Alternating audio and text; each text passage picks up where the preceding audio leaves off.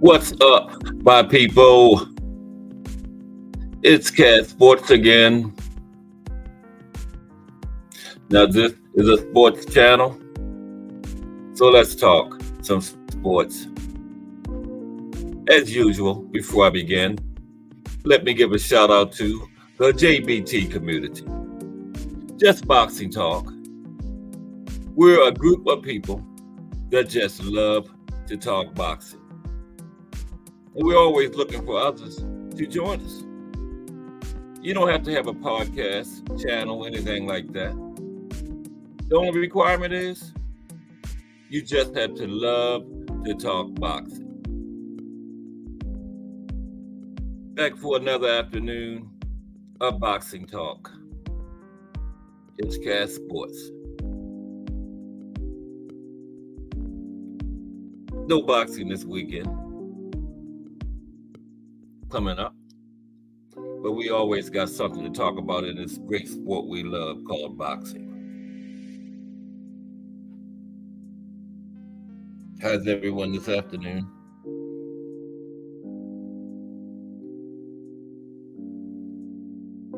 That's within the sound of my voice. The profile for today will be The Hands of Stone, Roberto Duran. We're going to get into that in a little while.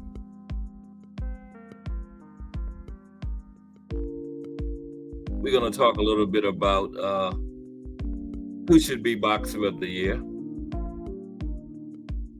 Got a few good choices. Trainer of the Year. Will Bomac finally get it?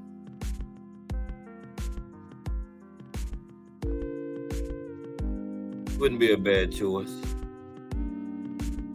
Or maybe Calvin Ford.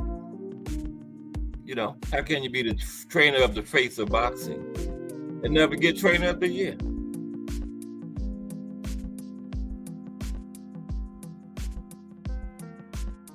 But we're going to get into all that in a little while.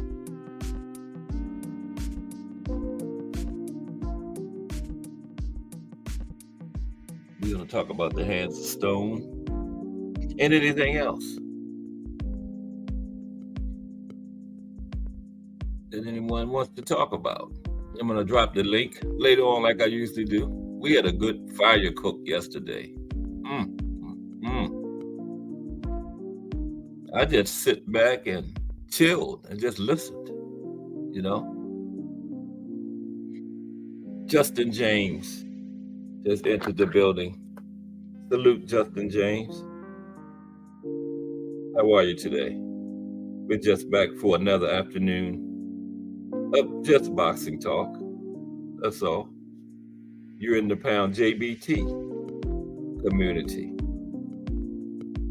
And when those guys were cooking yesterday, you know, nobody got loud, out of control, disrespectful. You know, that's how we do it in the JBT. We just cook, you know. We don't go by that nonsense. Well, I know more about boxing than you know, and you don't know this and that. No, we don't do that. Everybody got their opinion. They're entitled to it, and everybody's opinion is respected over here. You know, those are the type of people we attract. Okay? And that's how we do it.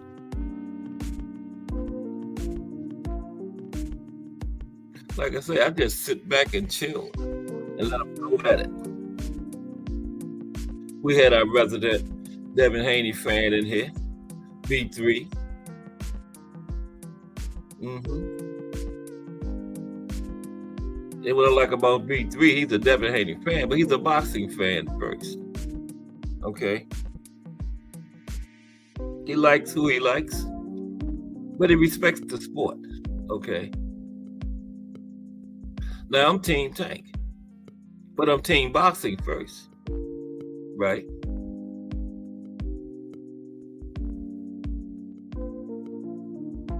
I am Team Boxing first.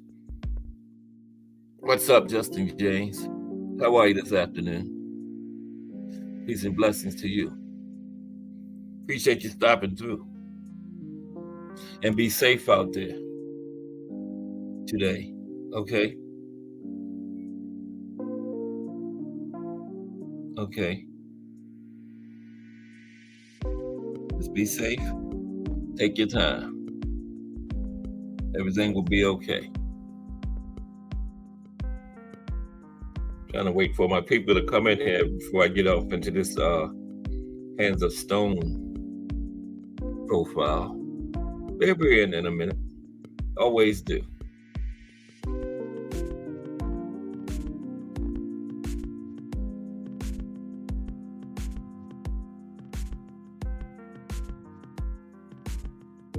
As long as you smash the like on the way in, way out, just smash that like button. We're gonna start the Hands of Stone about 3:30, around in there somewhere.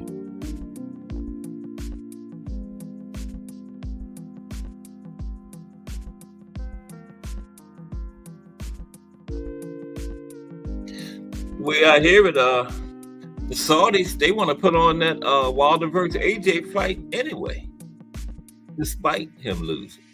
Okay, I still want to see it. Wilder had, age and inactivity mixed in there. He got 12 rounds of boxing in this time. So his next fight, the rust will be off. And they already had a date, March 9th, for Wilder and AJ, and had a rematch in the contract. Let's get it on anyway. I'm hearing that AJ and Eddie Hearns is getting cold feet. They're going to use Wilder losing as an excuse. That's no excuse. If the Saudis are still willing to put the fight on, you're getting a big payday. Why not?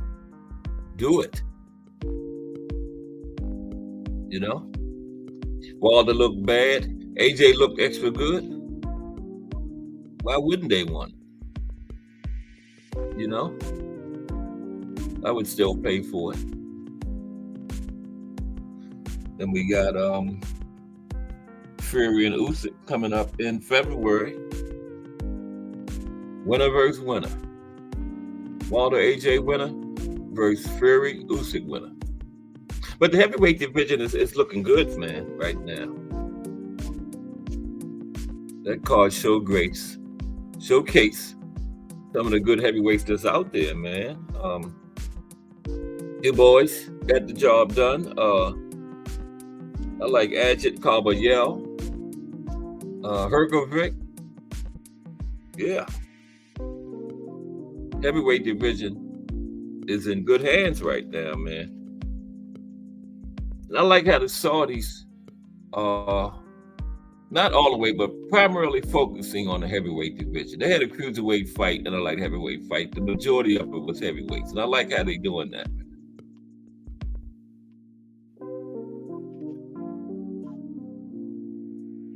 And Hergovic mentioned what's the other big baby, the one that wasn't on the card, Anderson, mentioned his name. That would be a good matchup. Hergovic against Anderson, the other big baby, or whatever he calls himself. Yeah, Jared Anderson. Like my buddy Remo was saying the other day. Jared Anderson says he's only going to fight for 3 years, but we'll get what you can get out of him for those 3 years, Heavyweight division has some potential. Great matchup. Frank Sanchez. We can't forget him. Like I said, Philip Hergovic. Heavyweight division is in good shape right now. Great shape. Sanchez, Hergovic, Ajit Kabayel. He looked good. He put that big Russian Makhmudov in the dirt. Makhmudov came out there snapping his neck and like he was gonna tear somebody's head off.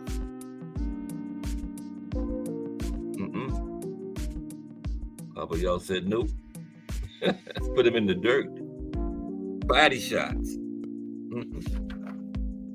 Heavyweight division is alive and well. And as the heavyweight division goes, That's how as boxing goes. Okay, it's no secret, no secret whatsoever. hmm Joseph Parker, we can't forget him. Mike Rhyme in the building. What's up, Mike? Joe Parker, the one that knocked Wilder off. I told you, man, the heavyweight division is in great shape right now. And that's good news for boxing. Okay. What's up, Mike Rhyme? How you doing this afternoon? Welcome to another episode of Cast Sports. The profile for today will be the Hands of Stone, Roberto Duran. Okay. My second favorite boxer behind Muhammad Ali of all time.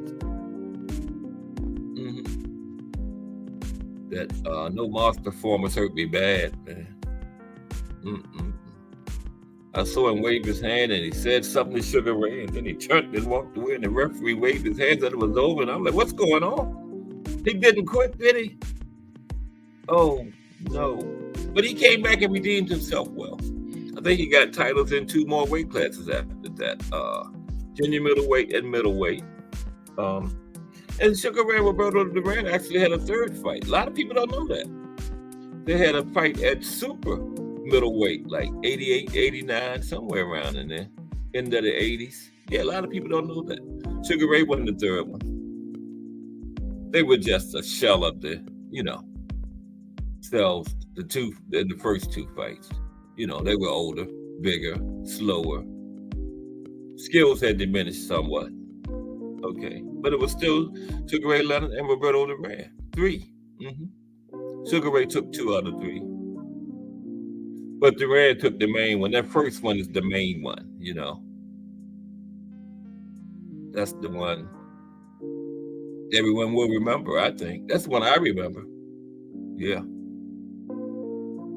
Sugar Ray fought Duran's fight. Very close fight. Very close fight. Duran got the nod. It was for his style. And that means something to the judges sometimes, Sugar Ray, this great boxer with the footwork, the movement, the hand speed, all that. Then he gonna get in there and get into a brawl with a brawler. Yeah, the judges, Duran got some points for that, I mean, you just can't help it. Right? And he pulled it out. He got into Sugar Ray's head. Talked about his wife. Sugar Ray came in angry, enraged, And like we was talking about in the hangout this morning, you can't do that. That's going to work against you. Masterful. Duran won that fight leading up to it with the mental game. He sure did. So we're going to get into him in a minute. I'll let some folks come on in here. But 2:30, we will start the profile on Roberto Duran. We profile the ex-boxer every day. Right now, we have been focusing on fighters from the 30s, 40s, 50s, around in that era, 60s. But we're moving on up into the modern days a little bit. But I like the older fighters. Tomorrow will be Archie Moore, by the way, the profile. Yeah. Archie Moore. But how's everybody's day going? Mine is going okay. A little chilly out today. Everybody ready for the new year? Well, if you're not ready, it's still coming next week. 2024.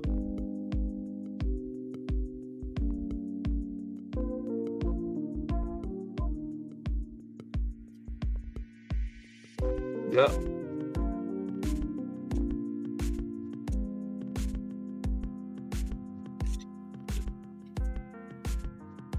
Roberto Duran, the Hands of Stone. By the way, in the decade of the 70s, he went 54-1. 54 wins, 1 loss. I can't remember who beat him, but we'll get into that in a moment. Got his nickname from his ferocious punching power. The Hands of Stone. He ruled the 70s. Kind of like a Mike Tyson-like.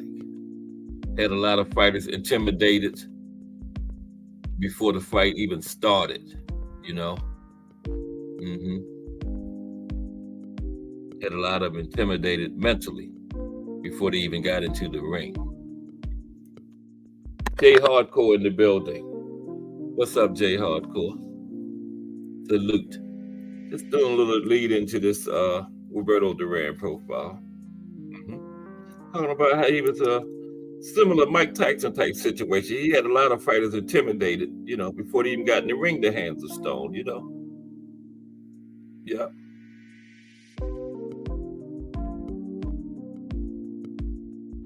We're going to get into it in a few minutes.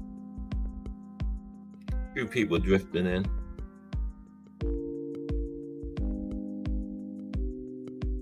I was just trying to let a few more people get in the building before we get into it. But it did hurt me bad when the No Moss performance.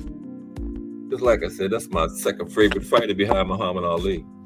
You know, and when I saw him wave his hand and say something to Sugar Ray and then turn and start going back to his corner, I'm like, what's going on? The referee waved it off. No, he didn't quit. Yeah.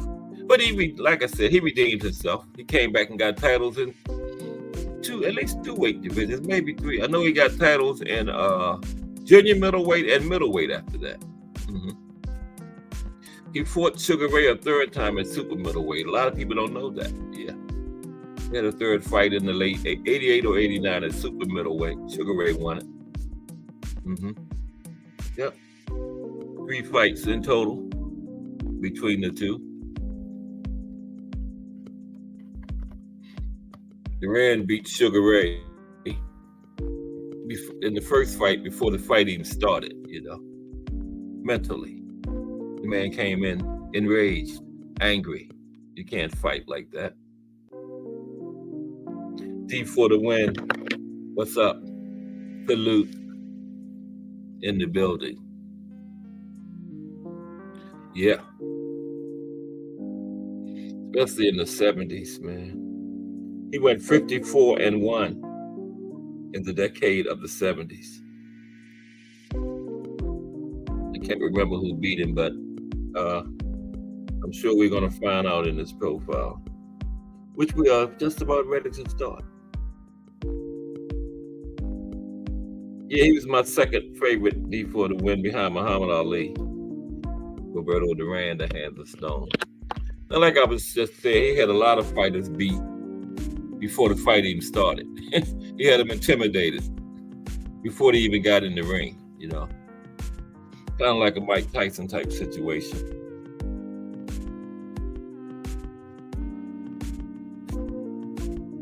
Okay, let's get ready to get into the Hands of Stone.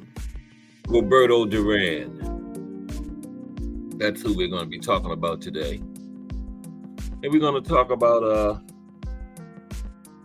who should be the fighter of the year, later on the trainer of the year, this year, since we're coming to the end. See what y'all think about that. You know, trainer of the year, fighter of the year.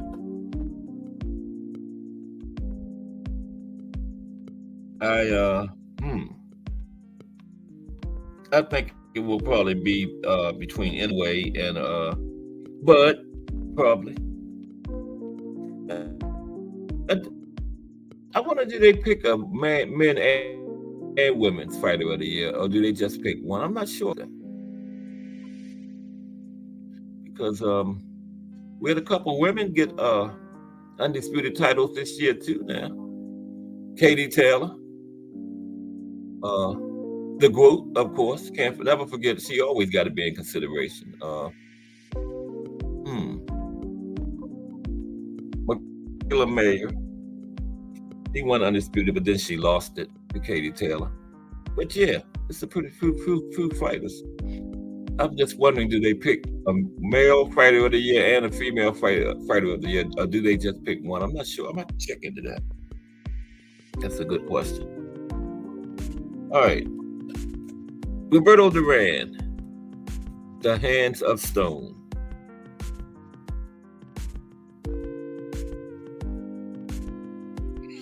Roberto Duran was born June 16, 1951. He is a Panamanian Mexican, former professional boxer who competed from 1968 to 2001. He held world championships in 4 weight classes: lightweight, welterweight, light middleweight, and middleweight. Okay.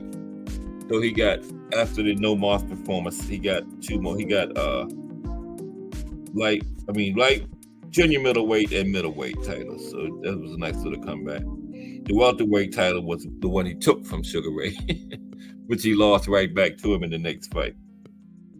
Okay. Duran also reigned as the undisputed and lineal lightweight champion and the lineal welterweight champion. He is also the second boxer to have competed over a span of 5 decades, the first being Jack Johnson. Yep, 5 decades. 60s, 70s, 80s, 90s, and 2000s. Yep, that's a lot of fighting. 5 decades. The only other one was Jack Johnson. Duran was known as a versatile technical brawler and pressure fighter, which earned him the nickname Manos de Piedra, or Hands of Stone, for his formidable punching power and excellent defense. His defense was underrated. To be a brawler, pressure fighter, had a good defense. Yes, he did. Very underrated. In 2002, Duran was voted by the Ring magazine as the 5th greatest fighter of the last 80 years, while boxing historian Bert Sugar rated him as the 8th greatest fighter of all time. How about that? I had him 8 on my list too. I had him number 8. Yep, sure did. Just like Bert Sugar did. The Associated Press voted him as the best lightweight of the 20th century. I agree, with many considering him the greatest lightweight of all time. I don't know. Tank is a lightweight too, so I don't know. One of them, though. Definitely one of the greatest lightweights of all time. No question. Duran retired for good in January 2002. Get this, at age 50. Okay? Following a car crash in Argentina in October 2001, after which he had required life-saving surgery. If he hadn't had that car crash, he probably would have kept fighting, 50 years old. He had previously retired in November 1980. Yeah, that was after the second Sugar Ray performance. He retired after that, yeah. But he didn't stay long.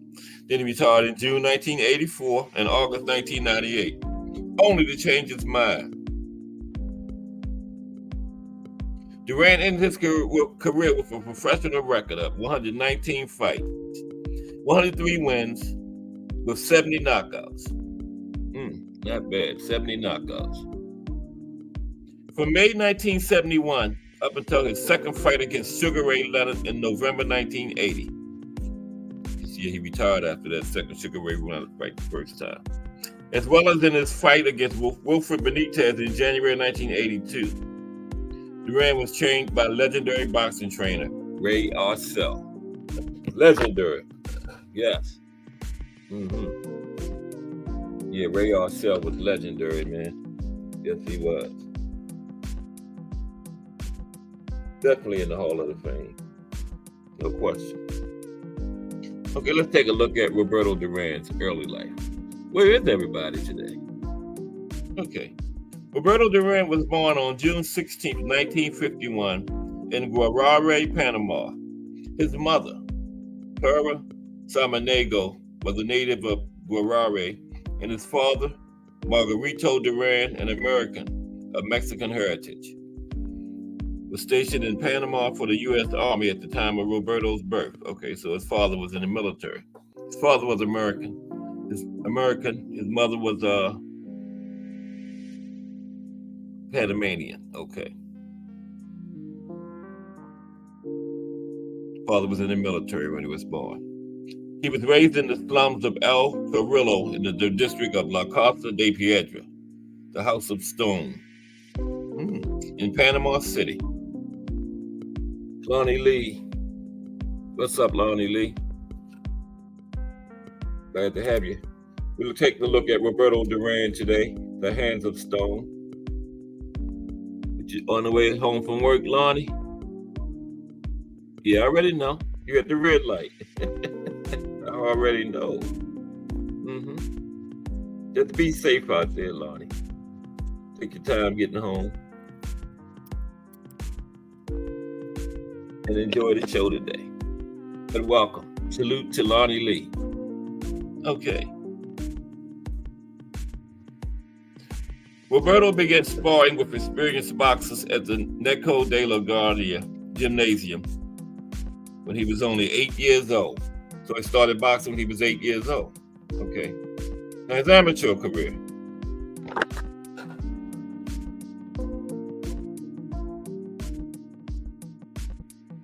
Duran competed as an amateur, compiling a record of 29 wins and 3 losses. Okay. With all 3 losses coming in Duran's first 3 amateur fights. Wow. Following his amateur career, Duran made his professional debut in February 1968 at the age of 16. 16. Okay. Now we get into his professional career. Okay. Lightweight. He started out professionally as a lightweight. Okay.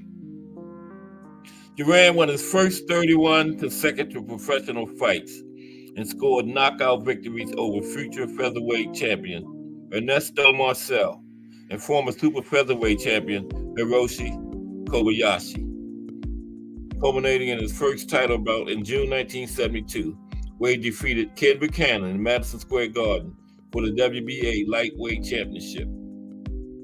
Okay. Duran, as a 2-1 underdog, scored a knockdown against the defending champion just 15 seconds into the opening round and battered him throughout the bout. He was well ahead on all 3 cards as the bell rang to end the 13th round, at which time Duran, apparently not hearing the bell, continued to throw a couple of extra punches as Buchanan lay on the canvas. As Duran continued punching, the referee, Johnny Lobianco, grabbed him to pull him away.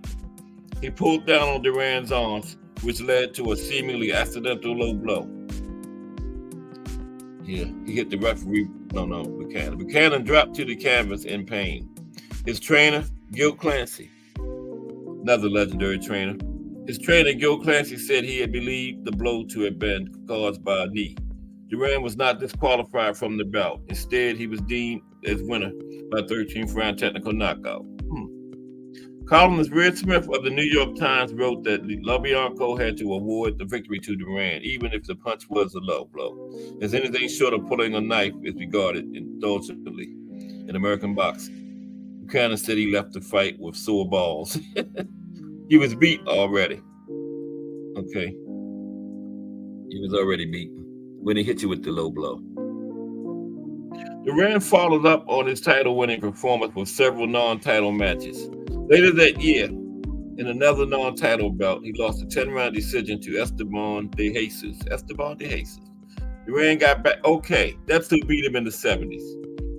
Esteban de Jesus. Remember I said he was 54-1 in the decade of the 70s. His only loss was to Esteban de Jesus in a non-title fight.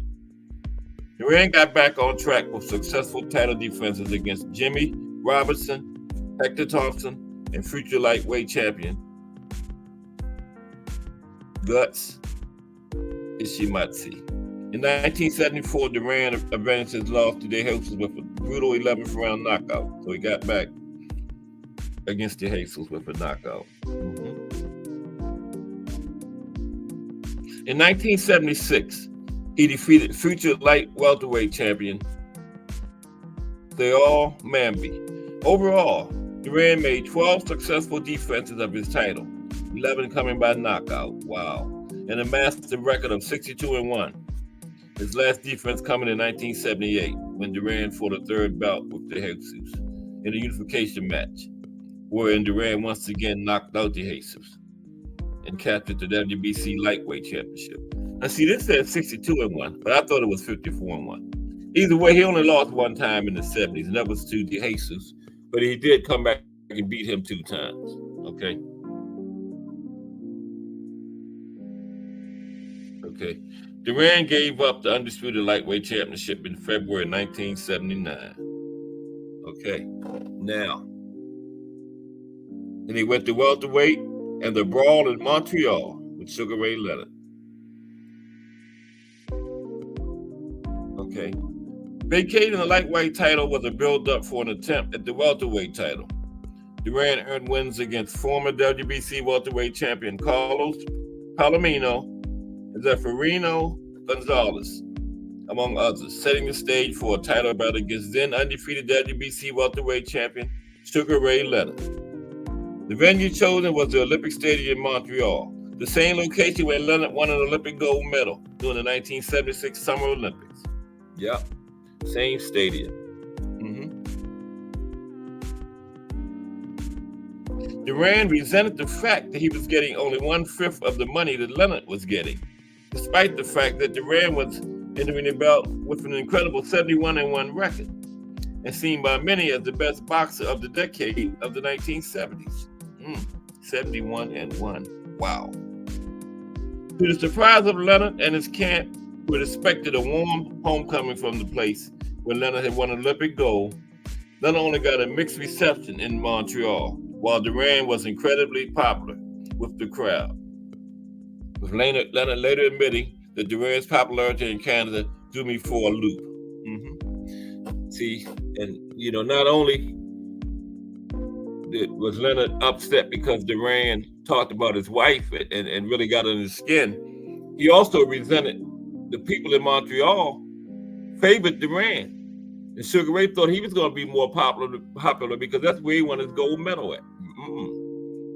They favored Duran in that fight. And that was another thing that got under Sugar Ray's skin. Okay? Yep.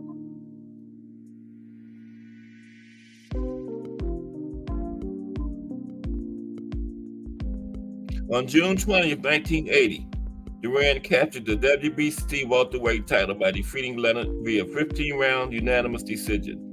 145, 144, 148, 147, 146, 144. Very close fight, man. Very close. Although it was incorrectly announced as a majority decision in the ring, with the 148, 147 scorecard being incorrectly announced as 147, 147. The fight became known as the Brawl in Montreal. Okay. Then they went to the immediate rematch, the No Mas in New Orleans. After defeating Leonard in Montreal, Remo, what's up, Remo? Remo in the building. I've started the profile on Roberto Duran. We are now up to the No Mas fight in New Orleans. Okay, but salute, Remo. How you doing this afternoon?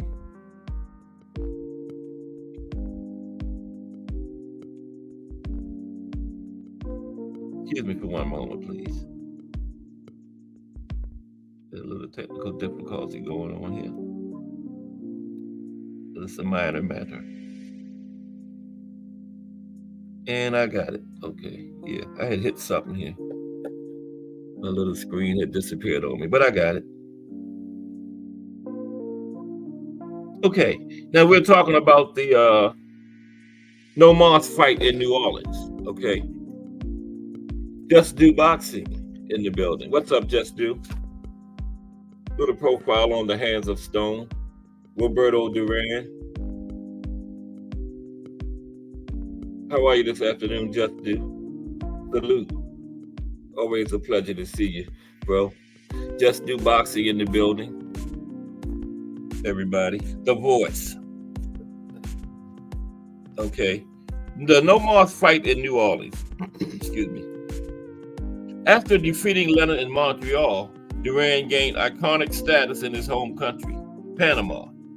Leonard initiated the rematch clause and asked for the fight to be the following November in In their second fight, Leonard successfully changed his tactics, using more footwork and movement than he had in the first fight, and Duran was unable to get Leonard against the ropes.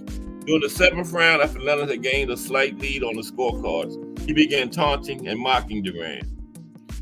Towards the end of the 8th round, Duran suddenly stopped fighting, and according to referee Octavio Mayran and ABC commentator Howard Cosell, Duran repeatedly said no mas, which was denied by Duran, his cornerman Ray Arcel, and Freddie Brown, and his manager Carlos Ulita, with Duran claiming he had said no quiero pelea con el payaso, which means I do not want to fight with this clown. Well, no mas, I do not want to fight with this clown. That's the same thing to me. You quit, man. According to Mayran, in addition to saying no mas, Duran also said in broken English, don't box anymore. In a 2016 interview, Duran claimed that what he actually said was, no sigo, I won't go on. Yeah, Sugar Ray was embarrassing. For a brief time after the no mas debacle, Duran retired from boxing, but soon changed his mind, not wanting to end his career on such a bad note. Yeah, I'm glad he came back. He did retire for a minute, but he did come back.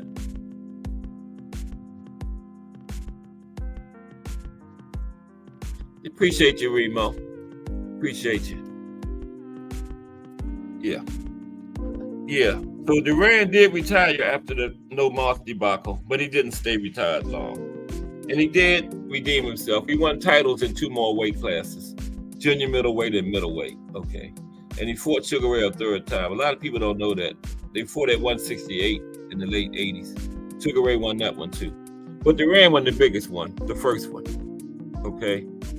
Yeah. Okay, so junior middleweight and middleweight. Duran took some time to recover from the no mas fight and gained even more weight to contend for the WBC light middleweight title. But losing his first attempt at a championship in that division on January 30th, 1982 against Wilfred Benitez by a 15-round unanimous decision. Great fight. This after having defeated Nino Gonzalez and Luigi Mincillo, 2 rated light middleweights, both by 10-round decisions in non-title bouts. Duran was also to lose his comeback fight in September 1982 in Detroit. Kirkland Lang from London shocked the boxing world, producing the type of display his talents promised.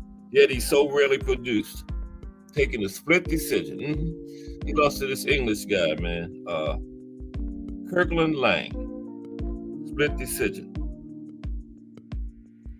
After being relegated to a 10-round walkout win over Englishman Jimmy Batten at the Battle of the Champions in Miami, Duran signed with promoter Bob Arum, the Bob Father. Yep. 1982. This marked the beginning of a comeback in which he beat former world champion and now Hall of Famer Jose Cuevas via 4th-round knockout, which earned him a second crack at the light middleweight title, this time against WBA champion Davey Moore. Davey Moore. The WBA title bout took place at Madison Square Garden on June 16, 1983, which also happened to be Duran's 32nd birthday. The still inexperienced Moore, who was 12-0 at the time, was game through the first 3 rounds. But by the 4th, Duran said he knew Moore couldn't be hurting, and an onslaught began. The pro-Duran crowd at ringside cheered as Duran relentlessly punished Moore. By the end of the 6th round, Moore's eye had swollen shut, and he was floored near the end of the 7th. Finally, the fight was stopped in the 8th round, as Moore was taking a horrible beating, and Duran won his 3rd world title. After the win, Duran was hoisted up in the air as the crowd sang happy birthday to a sobbing Duran. Yep. And he later fought for the world middleweight crown against Marvelous Marvin Hagler in Vegas on November 10th, 1983. During the fight, Duran broke his hand and lost in a very competitive fight that went to 4 15 rounds. Very good fight, Hagler and Duran.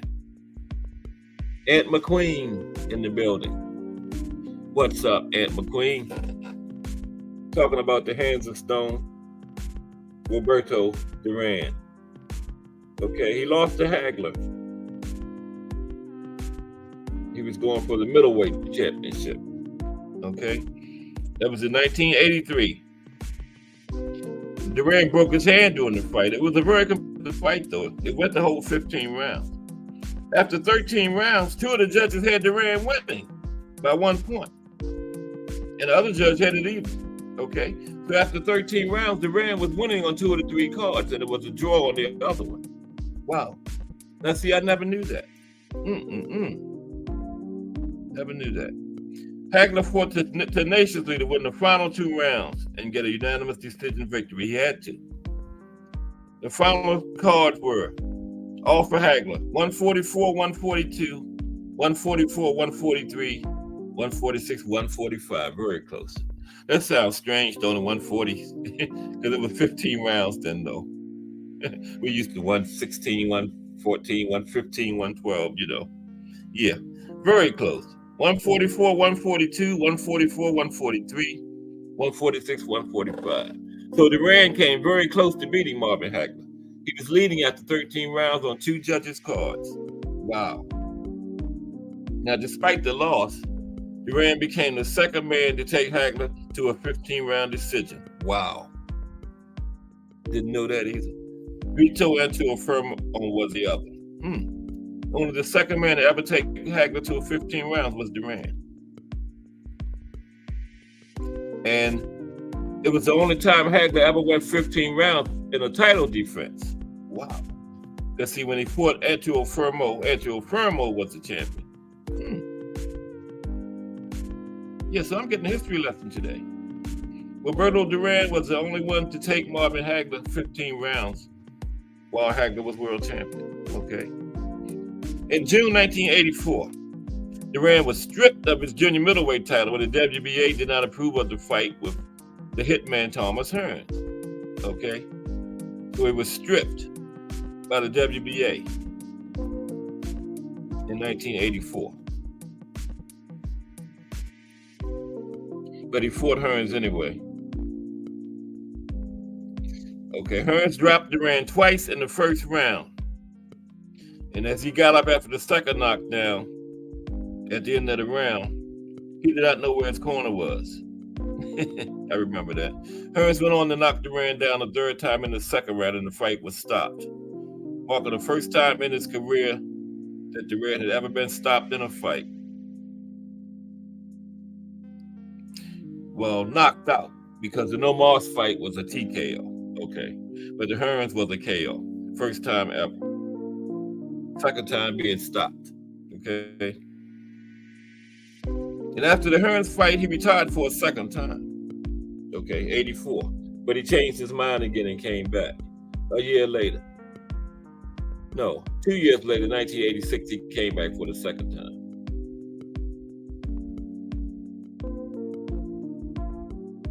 He did not fight for another title until 1989, but he won the WBC middleweight title from Iran Barkley that year, February 1989.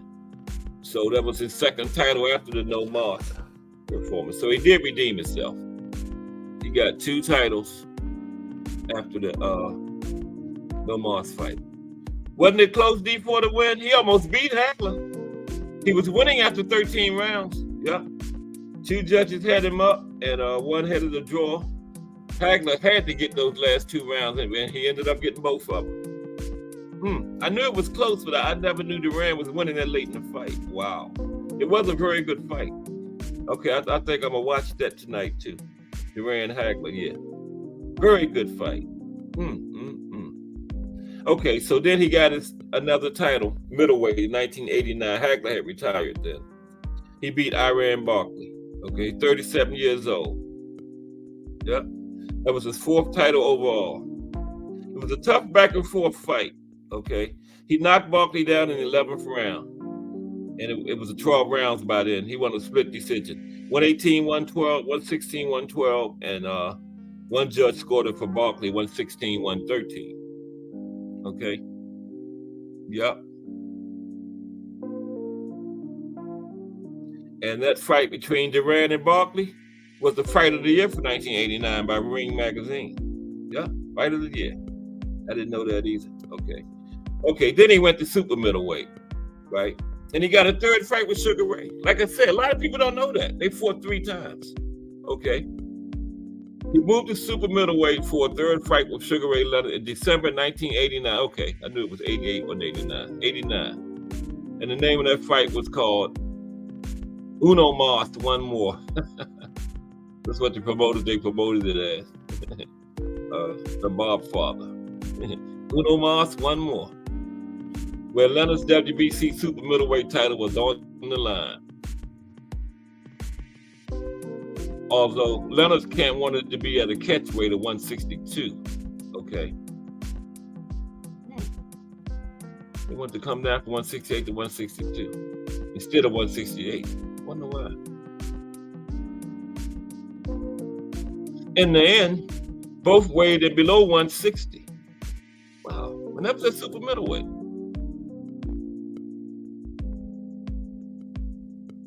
Although Leonard won the fight by a wide unanimous decision, 120, 110, 119, 109, 116, 111. By the end of the fight, Leonard looked the worse for wear as he had suffered several bad cuts.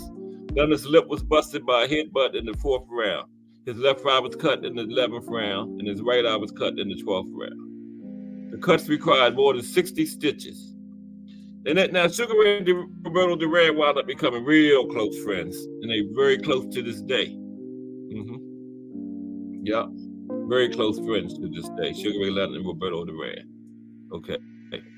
Now, after the third Sugar Ray fight, Duran didn't fight again until 1991. So he had given up his WBC middleweight title by then. When he won against Barkley, he had vacated that. And he seemed to be in decline after the third fight against Sugar Ray. But he persisted and worked his way into a title shot for the IBC super middleweight and middleweight titles in 1994, 95, and 96. He fought Benny Pazienza twice in June 94 and January 95 for the IBC super middleweight championship. What happened to the IBC? Wow. Pazienza beat him both times by unanimous decisions. In the first fight, he put Pazienza down on the mat in rounds 2 and 5. But referee Joe Cortez controversially ruled the round 2 knockdown to be a slip. Yep, the first fight divided the people watching, as some had felt that Duran had won a close fight. I thought he won the first fight against Pazienza too.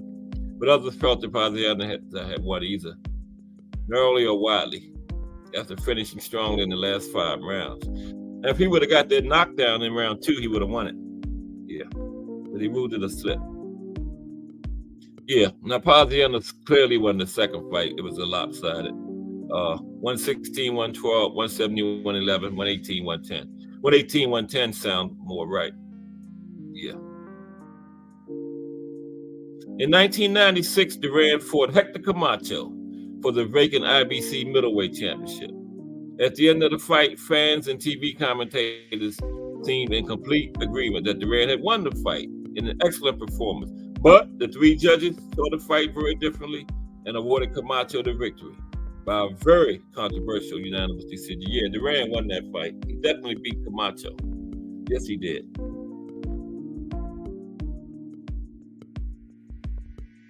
Yes, they were, yes, they were in great shape back then. They walked around at the optimal weight. Most guys back then walked around at the optimal weight in between their fights, because they fought more often.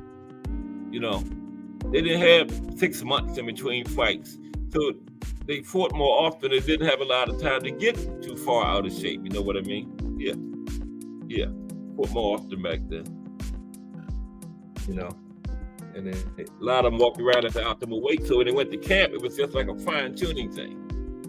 You didn't spend a lot of time at camp just trying to get into shape. You were able to work more on your craft during training camp. Instead of trying to lose weight and all that kind of stuff like they do nowadays, Very different back then. Mm-hmm. But good point, Ant. Those guys back then were in great shape. Yeah, no Moss. That was yeah. People loomed up and partied.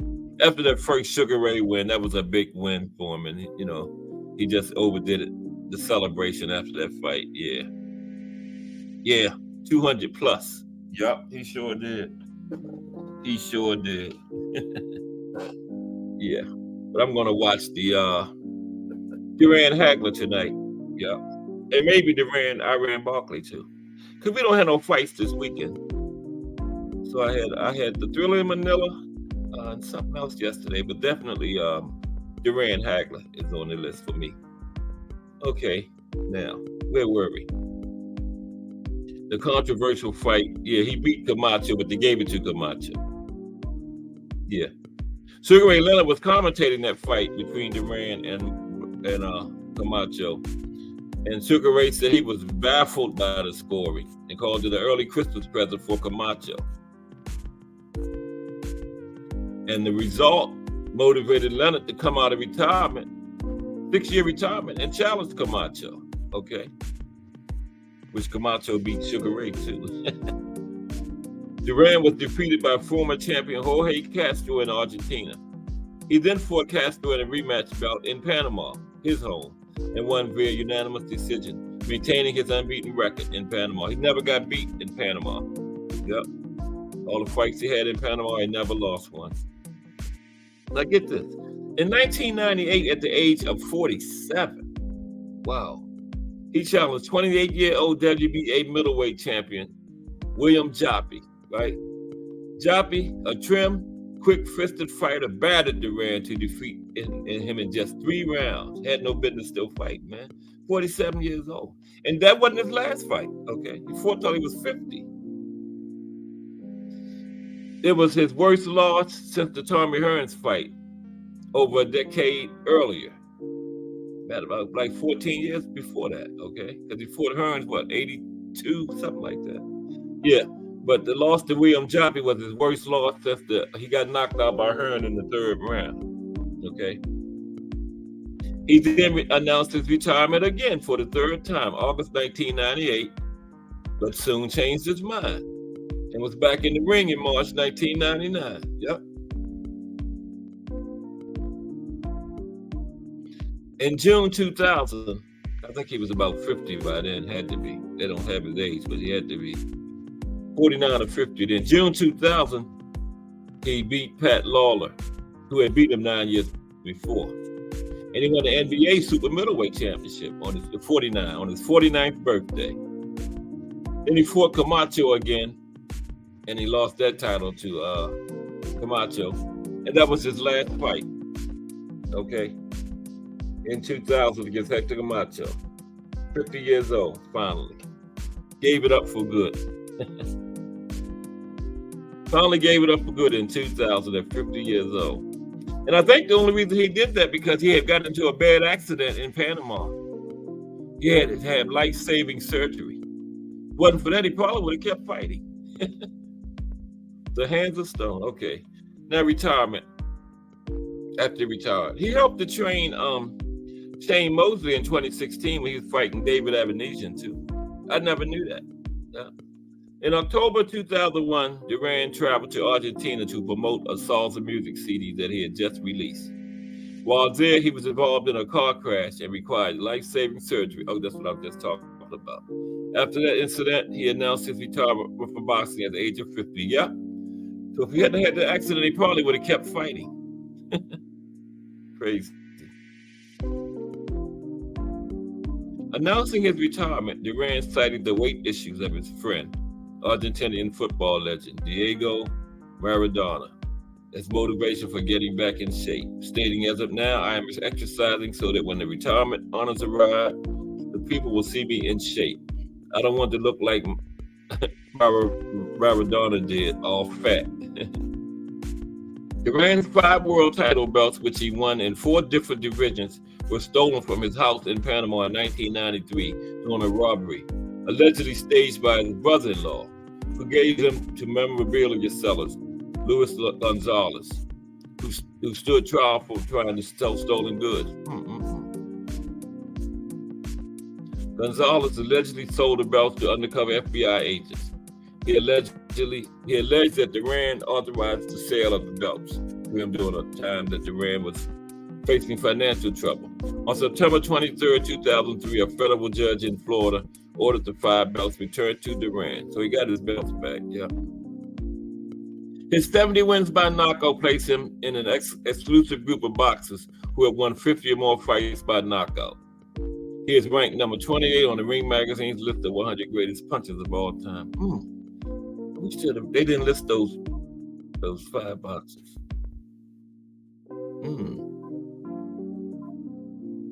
On October 14th, 2006, that's me and Ant's birthday. October 14th, 2006, Duran was inducted into the World Boxing Hall of Fame in Riverside, California. And on June 10th, 2007, into the International Boxing Hall of Fame in Canastota, New York. Yep. In June 2020, Duran was diagnosed with COVID-19 after going to hospital with common cold symptoms. Duran underwent treatment for the disease. Coincidentally, the diagnosis came on the 48th anniversary of Duran's first world title victory against Ken Buchanan, which took place on June 26, 1972. He was released from the hospital weeks later. Today, he is a brand ambassador of Panama Blue, Panama's premium bottled water. Duran is a licensed ultralight aircraft pilot in Panama. He flew a quick silver MX model. Now, Duran's daughter, Iris Duran, was a professional boxer herself, who garnered a record of 1 win and 2 losses with 1 knockout. She is a resident of Puerto Rico. The Hands of Stone, Roberto Duran. All right. Tomorrow will be Archie Moore. Okay, so there you have it. Roberto Duran.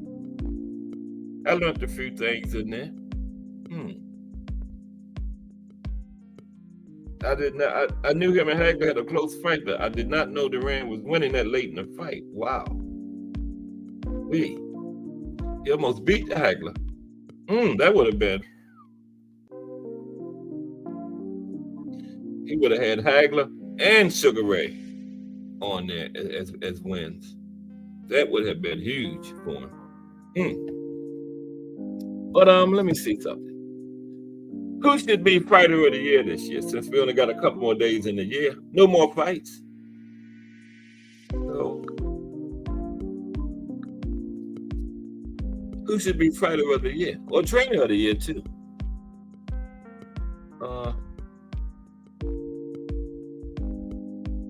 Crawford. He only had 1 fight this year, right? The Earl fight. Is that enough for him?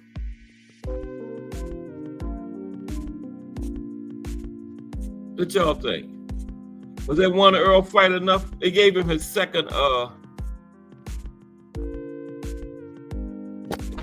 undisputed. But you know what? I would pick Inoue over Crawford because Crawford just had the Earl fight. Inoue had the wins over Cool Boy, his first fight in the division over the unified champion.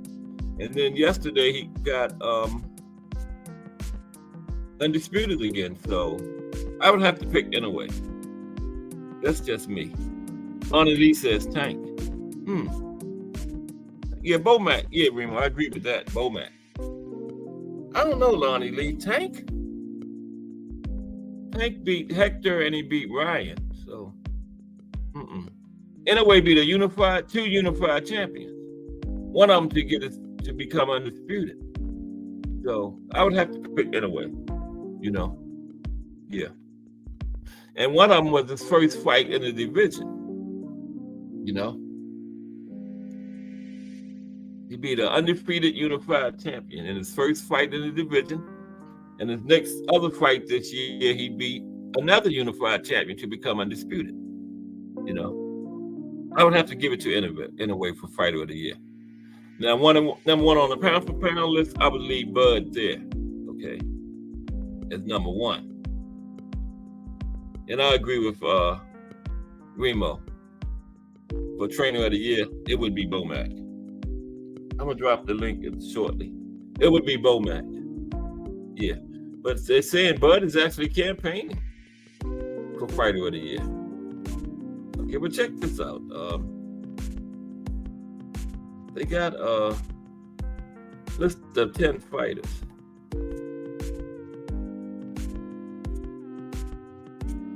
Okay. Starting with the heaviest to the lightest. IBF Cruiserweight Champion Jai Apatea. Okay. He defeated IBF European Champion Jordan Thompson, who was 15-0, and WBO Euro Cruiser Champion Ellis Zorro, who was 17-0, both by stoppage. Okay, that's Jai Apatea. Yeah, I'm biased too, Lonnie Lee, for Tank, but yeah, I still got to go with Inouye on that one this year. I think he'll get it too, Inouye. Okay, then they got WBO World Cruiserweight Champion Chris Billiard Smith, 19-1. He beat Lawrence Oakley, who was champion at the time. He was undefeated, and he beat Matus Bastanak, both by stoppage. Okay. Of course, Canelo is on the list. That's potential. So Canelo Alvarez. He beat John Ryder and Jamel Charlo. How the hell are they going to be champion of the year? John Ryder. And then Jamel Charlo, a man making his first fight at 160 in his division. Come on, man. Nah. They can't give it to Canelo. I don't think so. That is not Fighter of the Year type statistics. He beat John Ryder 32-5. Okay. And Jamel Charlo, a man making his first fight at 168. No way. Of course, they got Bud Crawford on the list. Remo says Bomac had Crawford Coach of the Year. Wait a minute. Bomac had. Let's go, Remo. I lost it. Well, here we go. Bomac had Crawford, Eubanks win, Keyshawn win right out of jail. Right, yeah, I'm with you, Remo. D for the win says he agreed with Bomac as Coach of the Year. Yeah, me too, D for the win. Yeah. I think Bomac will get it. They got Crawford on the list for Fighter of the Year too. Okay. Became undisputed in his one fight this year. They got Boots on there. He beat Kern and he beat Villa. Nah, I don't think that's quite enough. They got Devin, of course. You can make a good case for Devin. Beat Lomachenko. And then Regis was a good win, you know? Yeah. And both, that was last year when he became undisputed. Yeah, that was last year. Yeah. You can make a case for Devin. They got Navarrete. He beat Liam Wilson and Valdez. He really lost to Conceicao, but they gave him the win. So nah. Nah, Navarrete, I don't think so. They got Oshaki. What about Oshaki? Oshaki, he got 2 wins this year, right? Yeah, he beat Ray Vargas and Rocky Hernandez. 2 good wins. You can make a case for Oshaki, I think. 2 good wins. 2 excellent wins. Yeah. I think those are 2 excellent wins. Okay. Then they got Luis Alberto Lopez. What did he do? He beat Michael Conlon. I think that was his only fight this year, wasn't it? I can't remember no other. He beat Michael Conlon, yeah. That ain't nothing big. And of course, they got the monster, my pick. He beat a undefeated unified champion in his first fight in the division, Cool Boy. And then he beat another unified champion for undisputed. So yeah. What y'all think? Cool Boy got my vote for Fighter of the Year. Cool Boy has my vote. And we're gonna chop it up in a minute. As I get this link in. Let me finish this real quick. They got Bam. Bam, he did fight Christian Hernandez and then Sonny Edwards. I don't know. Nah.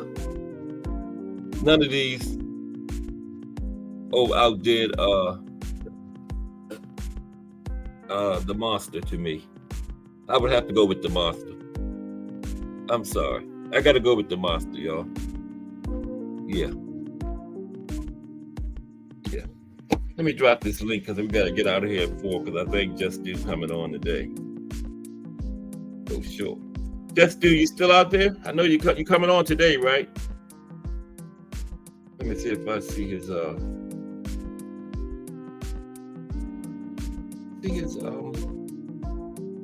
what they call the thing? Damn. Yeah, he's on there. His thumbnail. Okay, yeah. So let me drop this link because we got to get out of here at 4 o'clock today. Because my main man, Just Do Boxing, is back. Looking forward to that. Haven't seen him in a few days, so I know he's going to have something good for us today. No doubt. Okay. Link coming in, y'all. Yeah, but I go with Monster, though, for Fighter of the Year. What y'all think? Monster? You can't be mad with that selection. You know? I mean, I can't say this enough. He beat a undefeated unified champion in his first fight in the division. That was Cool Boy. And then he got undisputed in his next fight. So, hey, gotta give it to him, man. Okay, where's my link at? There it is. Yeah. Gotta give it to him. And this is my link phone. Okay, link coming up. Yeah. Y'all gotta agree with that. That'll be the Monster. I would like to see him come over here and fight somebody or go somewhere else other than Japan, but hey, he's still doing what he's doing, man. And the people going over there to fight him, so hey. And Coach of the Year, yeah, Remo, P40. When I agree with y'all on that one, Bomac, yeah. Because Bomac, what? Keyshawn, he got Bud undisputed. Who else? Who else did Bomac coach to wins this year, y'all? Keyshawn, and who else was it? You agree, Ed? Bomac had Bud, Keyshawn, and somebody else. I can't think of it right now. Help me out here. See, I gotta stop talking for a minute so I get this link in. Give me 1 second. Oh man, that's wrong.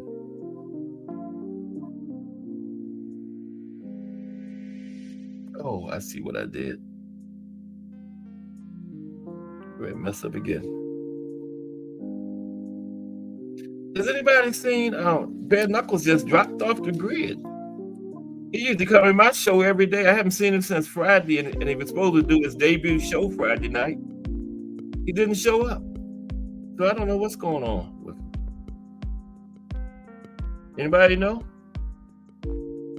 Heard of him or anything? I mean, he got a whole bunch of different names. So if we see a new name in here, that might be him. All jokes aside, though, I'm kind of worried because you get a pattern and then somebody just disappear like that. A little concerning. I hope the brother's okay. GP said something about they would strip them off. Oh yeah, Eubanks. Thank you, D, for the win. Eubanks, right. Eubanks, yeah. So that was a big win. Yeah, so Bomac got that. Yeah, no question. I think Bomac got traded. I think I'm right on this one. Bomac and Monster. I believe that's who it's going to be. Trainer of the Year and Fighter of the Year is Brian Bomac McIntyre and Naoya or Monster in a way. Okay, here we go. My big fingers. Yeah, I think that's what it's going to be. I can't think of anybody else it could be, especially fighter of the year. Monster. Oh Lord, that's not right. I hit enter too fast. Don't do that one. Excuse me for one moment, okay? That link is not right.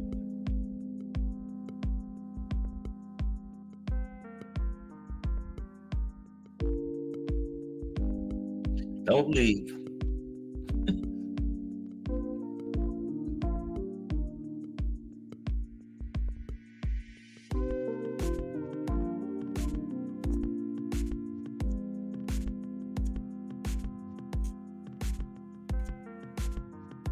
I will be shocked if the Monster don't get fighter of the year.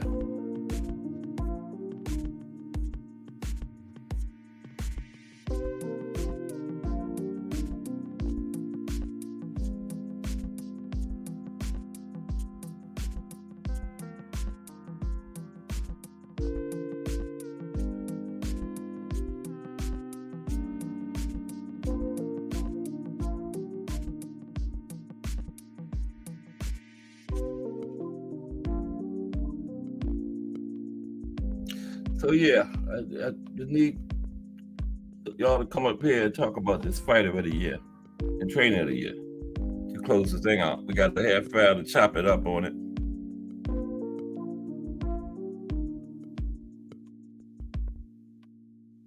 All right, you can just take that bet on that link. Take that to the bank. That link right there is correct. Okay, we need to talk about this trainer of the year and fighter of the year. We have 37 minutes. I'm going with Bo Mack and the Monster. Okay, and I think I'm right. Yeah, Devin too, Remo. You good? You right, Remo. Devin has a really good case. Yes, he does. 2 good wins. 2 excellent wins. Great point, Remo. Devin has a really good case. Before the win says he stopped dude after he lost to him. First only difference was Bo Mack. You're right. Eubanks. Yeah, good point, D for the win. That's right. He lost to him and then he came back and beat him, and the difference was Bo Mack. That's right. So I think that's it. Trainer of the year is Bo Mack. Fighter of the year is in a way. I hope that link is in a way. www.speedguard.com. BUSQK, yeah. BUSQK.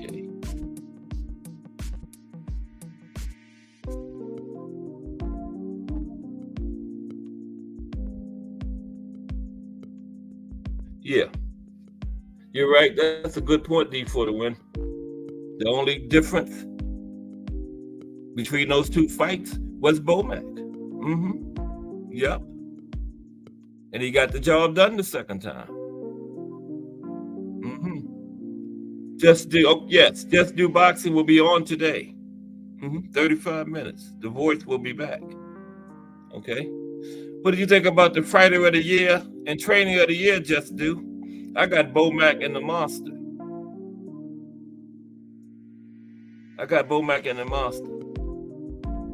Yeah, I saw your thumbnail on there, Just Do. Yeah, I announced that you'll be back. You will be back today. Yes. But what did you think, Just Do, about trainer of the year and fighter of the year? You have any idea on it? Any ideas on it?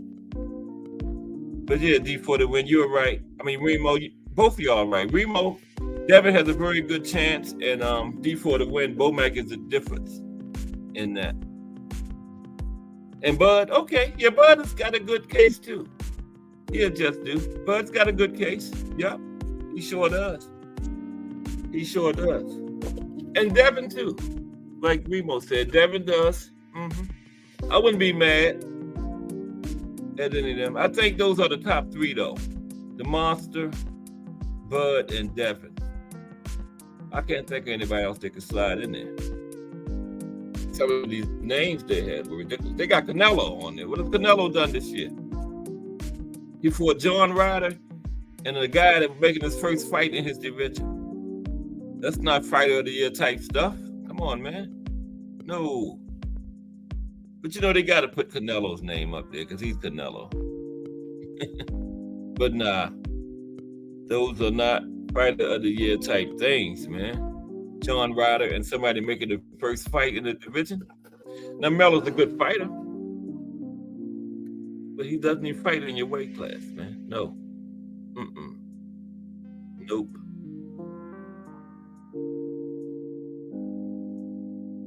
Yeah. And they say Bud is making a case for it. He wants it.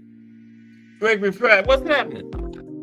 Gregory Pratt says, Benavidez. I didn't know you was in here, Gregory.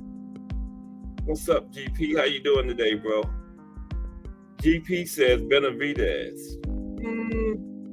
He beat Caleb Plant and who else? Andrade? Okay, yeah. He's in the conversation, GP. Yeah. Yeah. Benavidez is in the conversation.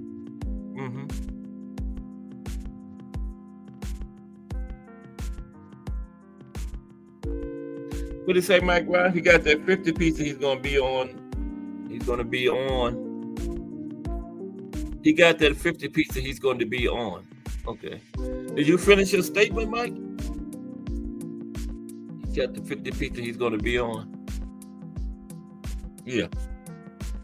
Yeah. Bud is campaigning for that fighter of the year.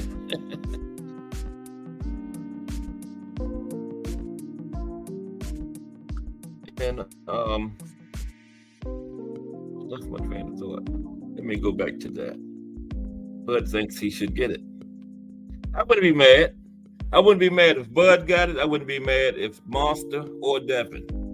Anybody else, I can't really make a very good case for him. I'm trying to think of somebody else that I can make a good case for. It says Bud has taken to social media to campaign for the honor of Fighter of the Year. Wow. Too bad social media ain't the ones that vote for it. That's like a thing like what they have Ring Magazine Fighter of the Year. They don't think certain different organizations have Fighter of the Year, right? And Trainer of the Year, right? I think Ring Magazine is the big one though. Yeah.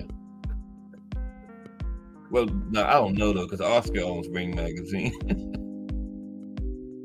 So I don't know about that. It says, Bud has taken to social media to campaign for the honor of Fighter of the Year.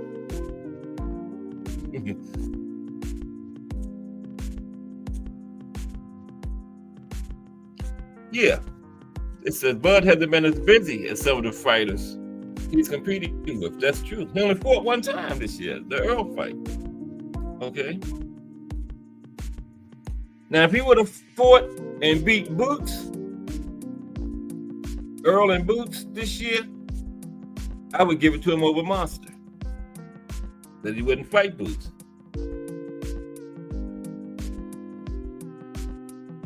He's 40-0, 31 KOs. Bud is making the case that he should get it just because of the strength of his one win.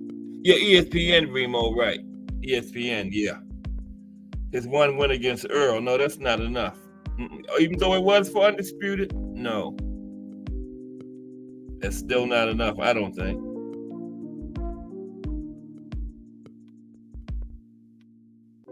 And plus, Earl had not making excuses, but he had the car crash. He'd been inactive. He looked weight drained, so you know, that makes I'm not trying to take away from his win, but hey, come on, man. You got to consider all that stuff when you're thinking about Fighter of the Year.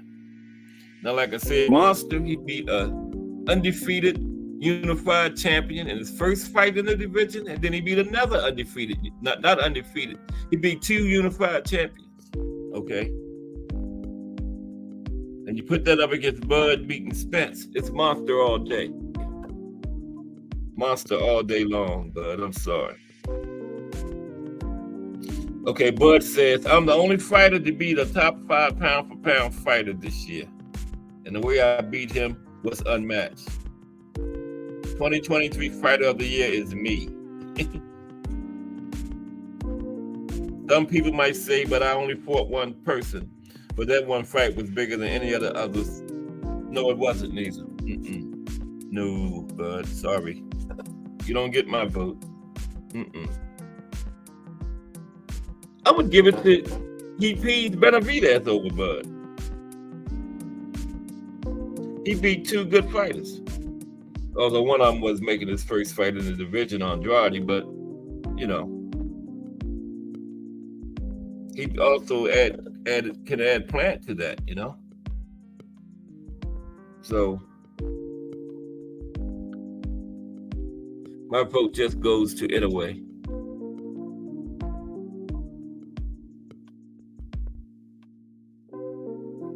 Who was that, Ant? You don't know nobody won against Remo? You know Cool Boy, Remo. You know Cool Boy. Right?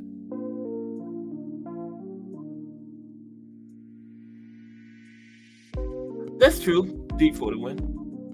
That's true. And he was considered top 5. Yeah, that's what Bud said. That's what Bud said, Remo. And he said he's the only one that beat a top 5 pound for pound fighter. That's part of his argument. Yeah. That is part of his argument. But Remo, you know Cool Boy.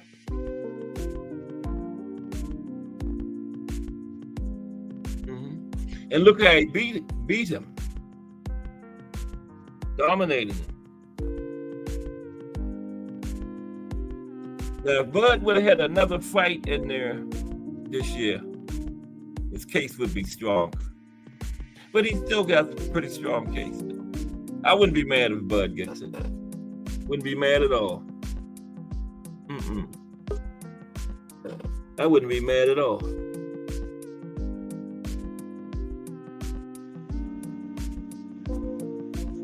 What's up, Steve? Win? What's going on? What's going on? Talk to me. And here's, I think. Ant. Go. Bet. Hello? Play D for the win. Yeah, all the names we naming got a case. Like Go ahead, D for the win. We hear you. I'm not knocking nobody. I heard nobody's name. I'm not knocking nobody. Yeah. We done named. I think everybody got a case. If Monster get it, I won't be mad. You be the unified champion, and then you unify all the rest of the belts in the division. I get that. 2 knockouts. I get that. But it's also like, who are these? Yeah, like Cool Boy's a good fighter too. Like I like Cool Boy, but he ain't on that list like Earl was. I mean, like it's the level of dominance Bud had for me. Like in the moment that it was to me. Like I don't think nobody got a moment like Bud had this year. Even though it was just one fight, I don't think nobody had a moment like that in a long ass time in boxing. But to dominate a dude like that fight had no chance of being close. You know what I'm saying? Like that's for me. You know what I mean? Like for me. And I'm an Earl guy. You know what I'm saying? I'm an Earl, still an Earl fan. I'm an Earl guy. So there's no hate in it at all. If it was, I wouldn't be saying, but it's the way he dominated Earl for me. It's that moment that you can't get back to me. And nobody else had a moment like that. He got a very good case. Yeah. You're right. Bud got a very good case in it. Yeah, it was like him, Inoue, and Devin, I would say. Got the best cases of and Benavidez too. And Benavidez too. Ring was right about Benavidez too. Yeah, I forgot about him. Caleb, who's a former champion. And even though it was Boo Boo's first fight, Boo Boo was an avoided fighter for a long time, man. People don't look at Boo Boo the same today like they looked at him before that fight. See what I'm saying? No, they sure don't. Yeah, like nope. He kind of changed his legacy in that one night. One fight. What you think, Ant? I like what Terrence Crawford is talking about, honestly. It's definitely a quality over quantity type of thing. Yeah. Because one of the biggest knocks on guys like Mike Tyson is that yeah, you were knocking out Pinklin Thomas and Marvis Frazier and all these other guys, but then when the moment came for you to fight Lennox Lewis or Holyfield, you lost. And we hear that all the time. He lost all of his big fights, right? Yep, that's the knock. Bud was in the biggest moment, and it was a complete whitewash. Now, we can say what was going on with Earl, and we can speculate and all those things. But the fact of the matter is, it played out the way that it played out. And when many of us were calling for that fight, we never expected it to play out that way. We couldn't even fathom at all a situation where it would go Nobody like that. did. So I like what he's saying. You know, it's definitely a quality over quantity type of thing. I think that Inouye's got some good wins. Yeah. Because Tapala is a good fighter. Anybody who watched the fight, he was very good in that fight. He wasn't allowing Monster to just do whatever he wanted to do. Definitely made him work for that win. Cool boy, good win. But neither one of those guys were top 5 pound for pound for God knows how many years. Yo, it speaks to the level of quality of fighter that Errol Spence is, that the dude flew out of a damn Ferrari, came back, detached his retina, came back, had another car accident, you know what I'm saying? And he was still getting top 5, top 10 pound for pound consideration for many people and publications. Yep. So and yeah, we you just going saw with the what quality happened with of quantity. Ugas, right? Exactly. Oh, We yeah. saw what happened with Ugas. He was making some of the same technical mistakes in that fight as well, and Ugas wasn't able to capitalize. No. So even, and Errol Spence had alluded to it himself, he was saying, I'm not what I was, but I'm still better than a lot of these fighters. And even with him being in that state, you know, there's only a handful of guys that get exploited that way, and Terrence Crawford is one of them. Yeah. And it was for undisputed.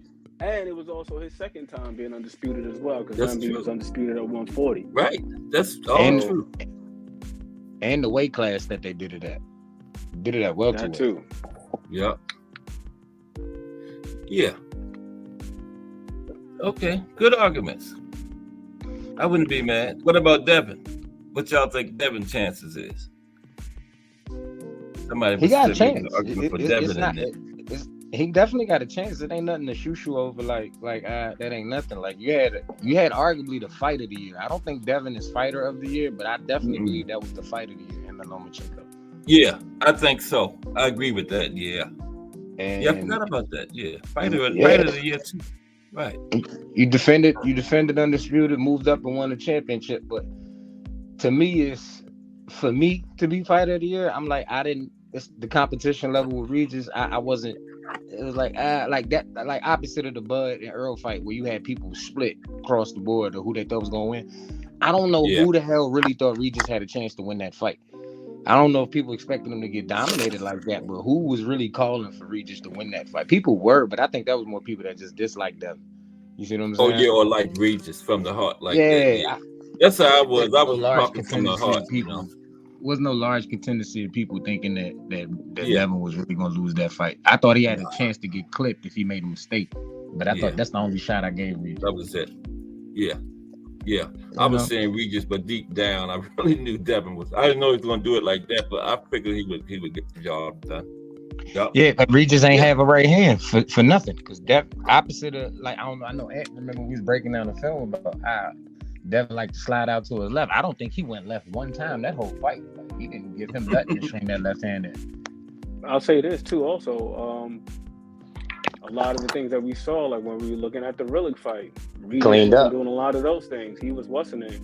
No, I'm talking about on Regis' end. There's a lot of things that Regis wasn't doing. Okay. In my personal opinion, I felt like pressing was like the wrong tactic.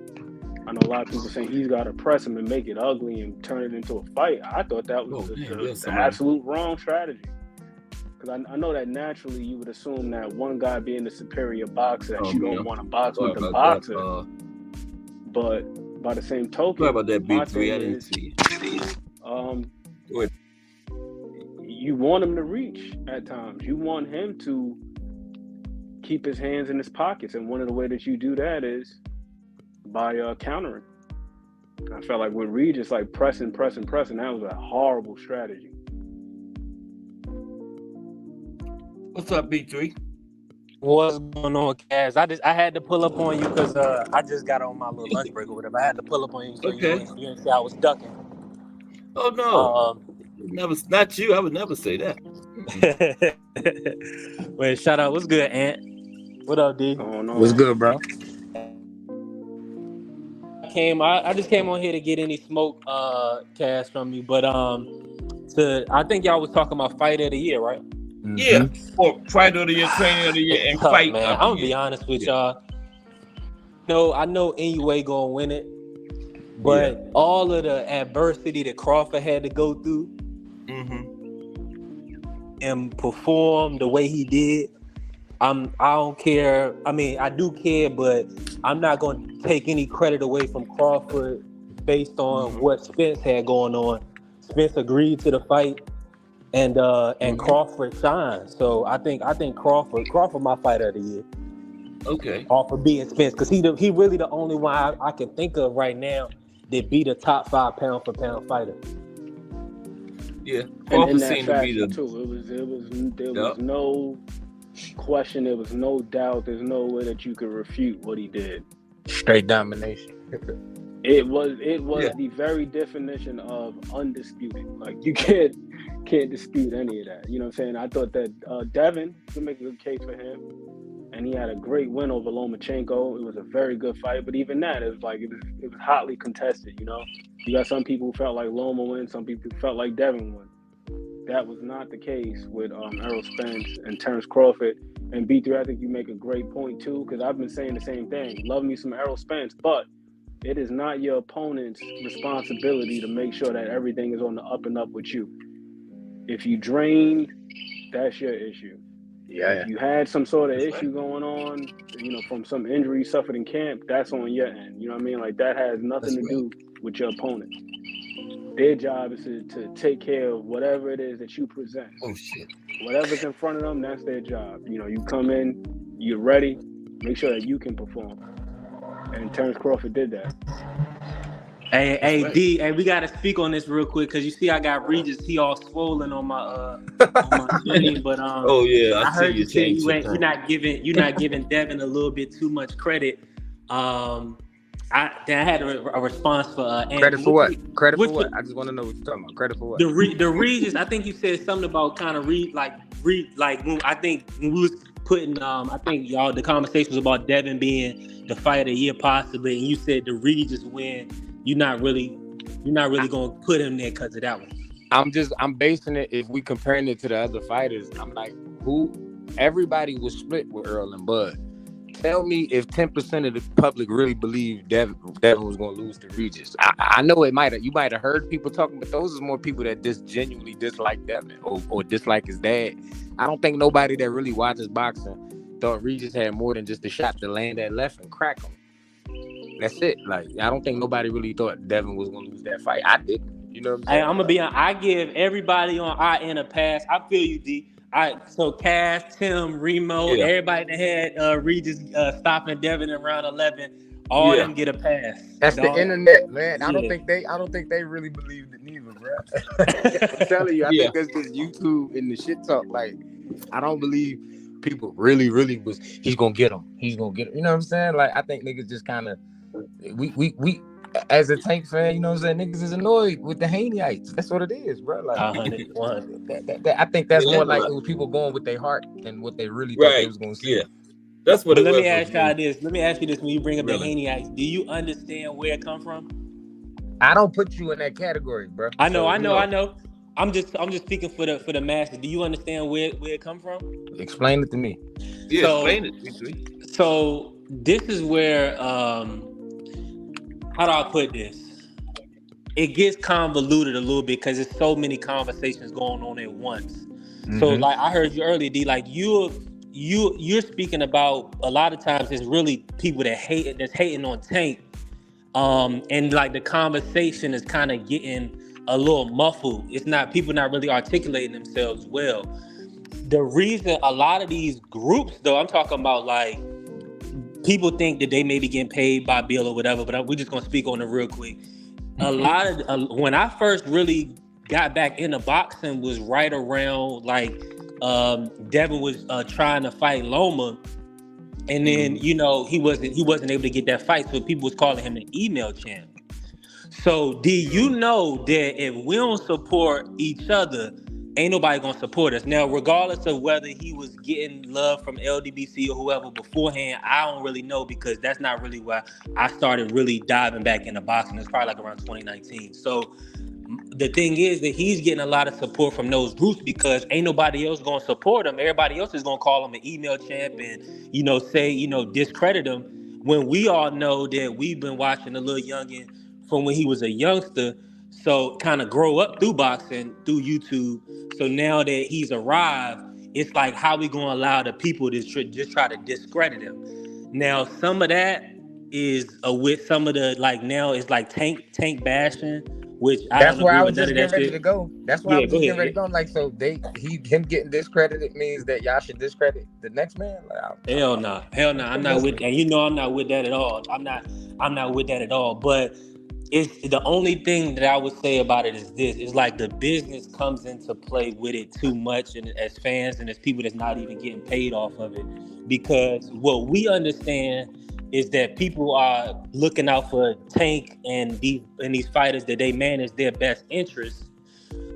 People on the outside may perceive it as avoiding a certain fighter. Now, if the business makes sense, the fight got to happen, and the fight 9 times out of 10 would happen.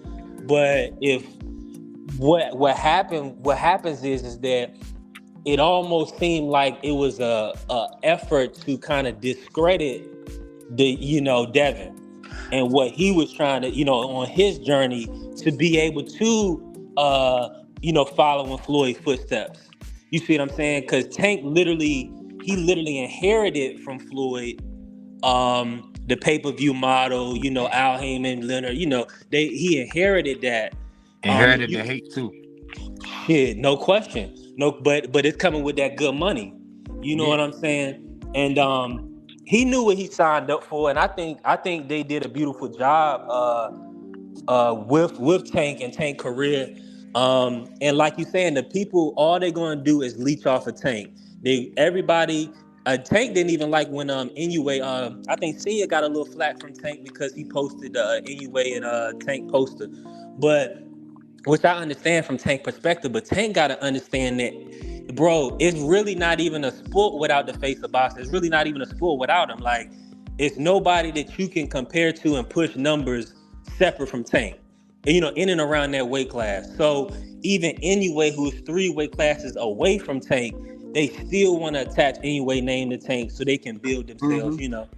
So it's a blessing and a curse for Tank. People. But the thing about, I know what Tank is, Tank don't like it is because we on the outside, we thinking that it's all sport and they building themselves and they just trying to build their profile. But Tank, from his perspective, he knows that a lot of these dudes probably would never even agree to fight him, or they wouldn't be realistic with their expectations. Because I know Floyd wanted the Tio fight. I know Tio is on the top rank. He can't get, he possibly had to wait on that or whatever. But we ain't hear no talks about Tank and Tio. Is because is Tio gonna be realistic with his expectations at the negotiation table? Hell yeah, because if he wanted $20 million from Devin, what the hell he want from Tank? See, so and that's what it is. So I think it's just that so a lot of dudes, I just came in. That's when I came in on it. D, keep it a buck with you, because I knew Tank was, so like I know ain't anybody discrediting Tank. I'll speak against that. But it's just with Devin, it was just like he wasn't. It was a lot of people just kind of not trying. So I kind of got. I'm still on that train. You feel what I'm saying? Like I'm still kind of. Let me ask you a on question. the in between. Let me ask you a question, because I got a homeboy that loves Devin Haney, bro. This is my man. Like, we go back and forth all the time. But he's more like you. He's not ridiculous. Like, I can conversate with him. You feel what I'm saying? Yeah. And he gave me a point. This is probably like a year ago that I never really realized because I like watch boxing, but I'm just now getting into YouTube probably like this last year and a half for real. But so I'm asking him the same thing, like, but like, what's up with all these Devin fans? Why they so crazy and blah blah blah? And he was telling me, he said that's because we know he got blackballed. Now I want to see if any of y'all ever heard this before. I know that Devin used to train with Floyd Sr. and was in Floyd and them gym as a kid. Mm-hmm. And the way my boy was breaking it down to me, he was like, man, when his dad took him away from Floyd and them, he was like, they was getting blackballed all over the place. Like, that's why they was bouncing all around trying to find fights.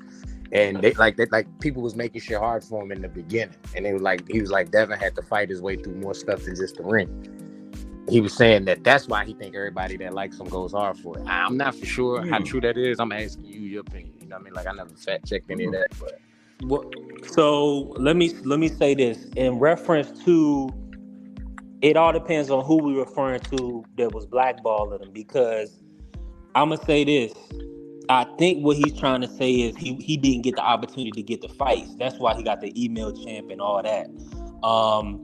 So he 100% right. Like, for instance, I don't see a whole bunch of people outside of the black community that's, going hard for Devin. And you can tell by the numbers, he only had 55. Now, I'm not saying those are all black people, but I'm just saying you can tell that he not getting support from different various groups. He probably just got 50,000 people that boxing fans that really, you see what I'm saying, just wanted to support him or whatever.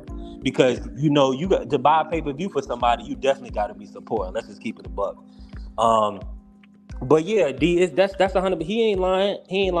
A lot of us see that he was a young dude, and because you think about it, he was coming up 4 years ago. He was 20 years old. 19, 20 years old. So he was coming up, and he just wasn't getting no love. Like, and they was. That's when I used to like him back then. That's when I used to like. When I fell out with liking Devin Haney, not to cut you off, when they came out with that slogan, they say everything except let's fight. I was like, damn, I like this little nigga. Like, right. I was feeling that until I started seeing holes in that theory. Like, hold on, nigga, is it they don't want to fight or you don't want to fight? You see what I'm saying? Like, then I started poking holes in that theory, and then Bill just kept talking more and more and more and more, and then the fans got louder and louder and louder. Then it got to a point where I was starting to get annoyed. You see what I'm saying? 100%. I still don't dislike the nigga when he fights. You know what I'm saying? I buy he's only been 2, but I watch his fights whenever he gets on TV. Like, I like how he boxes. Even if he not knocking nothing out. I don't dislike him. It'd be everything around him that salt me down a little bit with Devin Haney. Not necessarily Devin Haney himself. Nah, that's a fact. That's a fact. It's just like, show me you great. I'm trying to hear everybody tell me you great. I thought that was the hardest shit ever when I heard that slogan. They said everything except let's fight. I was like, okay, this little nigga ain't playing. Like, I was believing in it when I first heard it. I still didn't think he had nothing for Tank. But if you remember, him and Tank wasn't even at the same weight class back when they first coined that phrase. Tank was still fighting at 30. See what I'm saying? Yep. But and I was thinking about this too, because you was showing me love. You and I appreciate you too. He's like, nah, B3, he ain't no Tank hater. But I was thinking about this, and I want to hear y'all perspective on this and how y'all look at it. And we understand the businesses. So we all know that Tank won his regular from Gamboa, the regular that he still has to this day. Now in that time since he won that, he's fought, and of course we know he fought Leo at 130 to unify. He fought Barrios at 140. Of course, he got the Hector, the Rolly Hector, the Isak Rolly Hector and Ryan. He got a crazy resume. He got Isak Rolly Hector Ryan. So in that time, but really I'm saying that to say, do y'all have any issue? Do y'all view anything in reference to like Devin having his WBC title? I guess right around the time, of course, Tank still had his title, his 135 title, but him never pursuing a Devin fight or them never making it happen. Do y'all just look at it as it is? That's the business of boxing. Tank just just handling business, or do y'all feel like maybe possibly Tank should have pressed the issue and since Devin was in that weight class at that time, or do y'all look at it as Devin wasn't the man because of course you had Loma, you had Tio, so Tank really it wasn't no need to fight Devin? I don't think Tank asked to fight nobody. I think Tank sit back and go with whatever the team come back with. What's gonna make the most money? All right, I'm doing what y'all tell me. You know, that in my heart of hearts, that's what I believe. You know, the one reason, like, I do believe in belts and championships and fighters should go after. The reason I don't knock Tank for everybody else, like, fuck them belts because they just heard Tank say it. The reason I don't knock Tank for saying it because he's being consistent. The interview. This is after the Pedraza fight where Ellie sat back, guy. This is a long ass time ago. Tank's probably like 23, 24 years old. And he told him in the video, like, man, I don't care about them belts. He's like, well, I'm 50 and I can't fight no more. I can't go to the bank and get no loan off my legs. I got a lot of people to take care of. Like, they can keep them belts. Then he sat there and was like, man, 3% for this belt, that belt, that. They said 12%. That's like taxes, man. Like, that's a lot of money. Like, he's consistent with that. Yeah. I hear a lot of other fighters talk about the other fighters talk about legacy. If it's really legacy for you, do what Calvin said. Y'all want to fight Tank for the money, or y'all want to fight Tank because y'all think y'all could beat him? You see what I'm saying? Like, Devin been talking about legacy his whole life. You just now hearing him say, I want to go after the big fights and the big money. He said that after the Regis fight. That's the first time I ever heard him openly admit it, because they was asking him, is he going to try to go for undisputed at 40?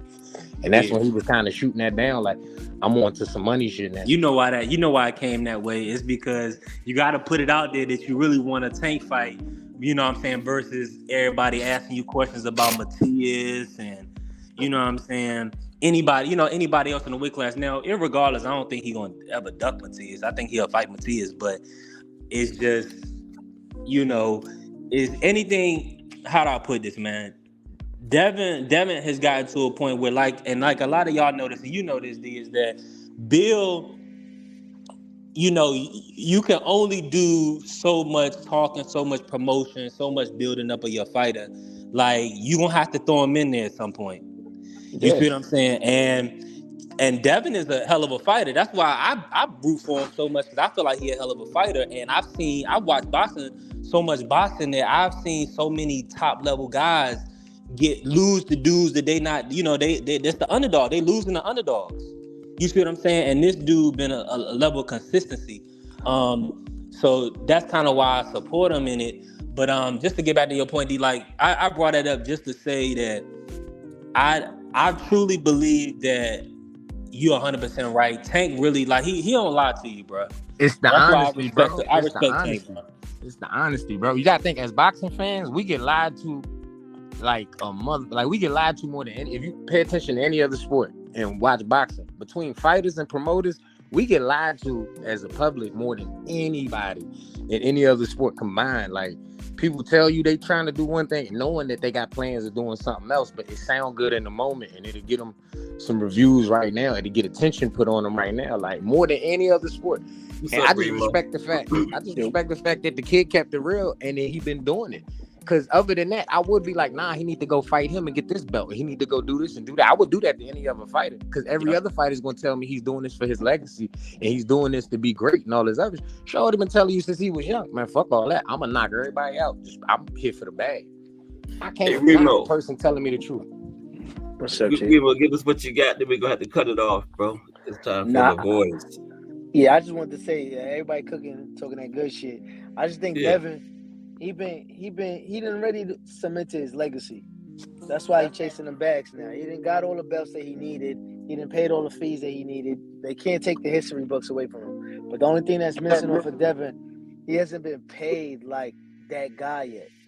So you can't really scream, you know, I got all these accomplishments without the bread on the back end. So I think that's why he kind of chasing that factor.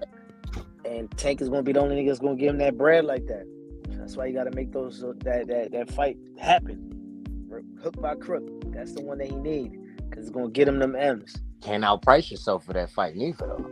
Yeah, he definitely can't do that. See, this is my thing. If you really think you could beat Tank, take whatever they give you. That's 75-25, but you just be like, all right, because I know Tank gonna have a rematch clause in every fight he fight, and that's the fighter he fight don't necessarily get one.